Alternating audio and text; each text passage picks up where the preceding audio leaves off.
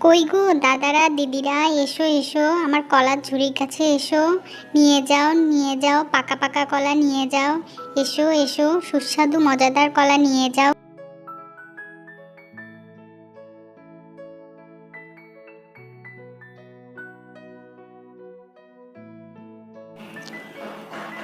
টুনি, তুই এসে গেছিস তোর পাকা কলা নিয়ে?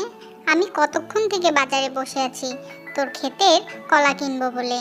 তোর ক্ষেতের পাকা কলাগুলো খেতে খুব সুস্বাদু।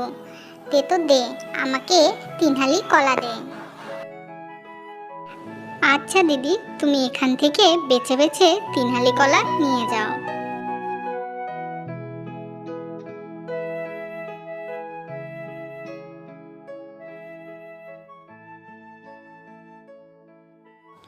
টুনি, আজকে তুই এত কম করে পাকা কলা নিয়ে এসেছিস।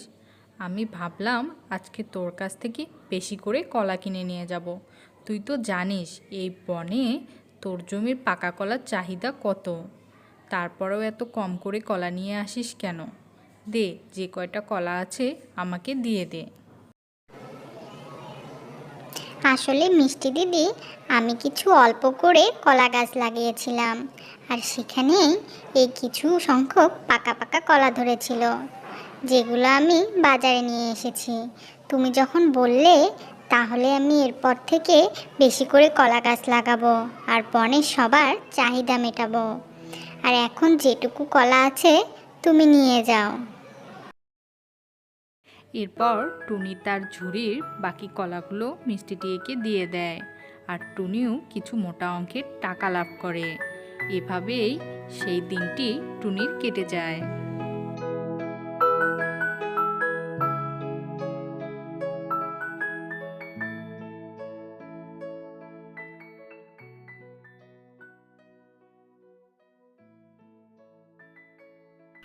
পাকা কলা বিক্রি করে তো আমার ভালোই মুনাফা লাভ হচ্ছে, আর আমার পাকা কলার চাহিদাও বনে তো ভালোই। কাল থেকে আমার জমিতে পাকা কলার ফলন বাড়িয়ে দিতে হবে, যেন পাকা কলা বিক্রি করে আমি অনেক ভালো মুনাফা লাভ করতে পারি। তাই কাল সকাল থেকেই আমার জমিতে পাকা কলার ফলন বাড়িয়ে দেব।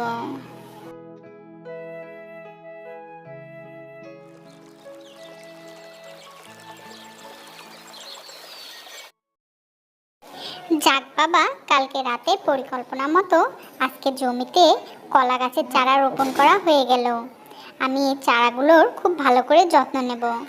যত ভালো করে যত্ন নেব, তত ভালো কলা ধরবে আমার গাছে। এ কথা বলে টুনি তার কলা গাছের যত্ন নিতে থাকে। এরপর বেশ কিছুদিন কেটে যায়।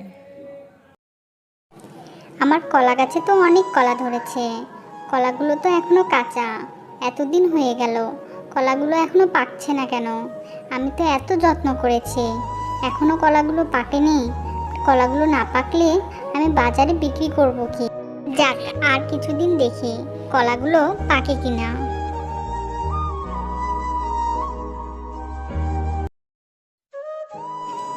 হায় হায় রে, এ আমার কি হয়ে গেল? এ আমি কেমন কলা গাছের চারা রোপণ করলাম? এই কলাগুলো তো পাকছেই না। কলাগুলো না পাকার কারণে আমার তো অনেক টাকা ক্ষতি হয়ে গেল। এই কলাগুলো পাকছে না কেন? আর এ বনে তো কেউ কাঁচা কলা কিনতেও চায় না। আর টুনি যখন তার কলা বাগানে বসে অসহায় হয়ে কাঁদছিল, তখন সে পাশ দিয়েই কাকলি কাক উড়ে যাচ্ছিল। আর টুনিকে দেখে কাকলি কাক বলতে লাগে, কিরে টুনি, তুই তোর কলা বাগানের পাশে বসে এভাবে কাঁদছিস কেন? কি হয়েছে তোর কলা বাগানে? তোর কলা বাগানে কি কোনো রোগাক্রান্ত হয়েছে টুনি? না গো কাকুলি দিদি, আমার কলা গাছে কোনো রোগাক্রান্ত হয়নি। তবুও দেখো না, আমার কলা গাছে কলাগুলো পাকছেই না। কলা গাছে কলাগুলো না পাকলে আমি কিভাবে কলাগুলো বাজারে বিক্রি করব? আর কিভাবেই বা আমার সংসার চালাবো? আরে ও, এই ব্যাপার?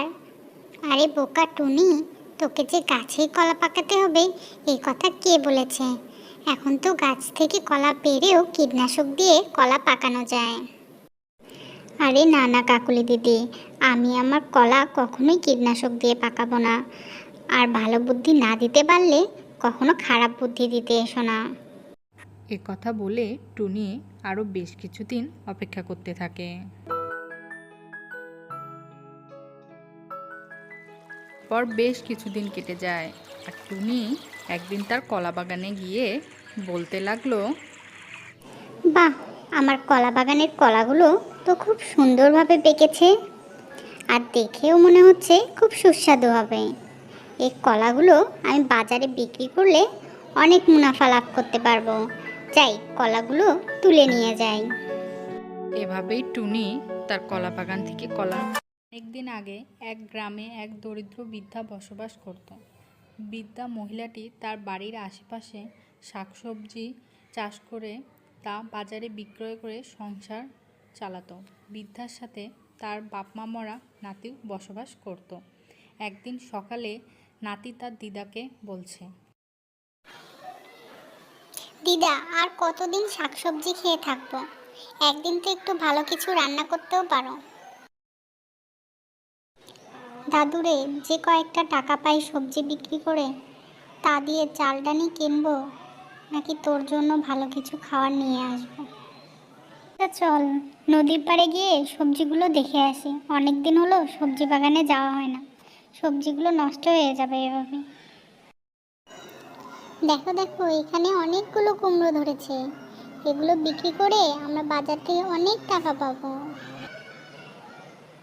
চলো তাহলে কুমড়োগুলো তুলে নিয়ে বাজারে গিয়ে বিক্রি করে আসি।